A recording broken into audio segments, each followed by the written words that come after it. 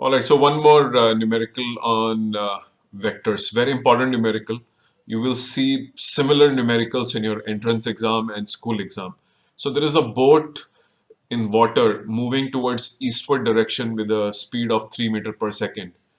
As it moves across the river, not across the river, along the river towards eastward direction, a wind, moves upwards towards northward direction with 4 meter per second.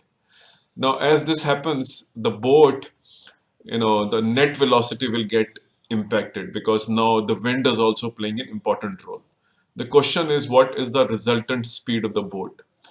Now, there are two parts to the boat's velocity. One, which is its automatic velocity, which is 3 meter per second.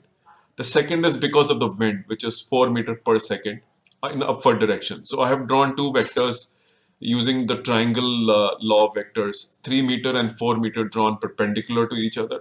The resultant is a hypotenuse.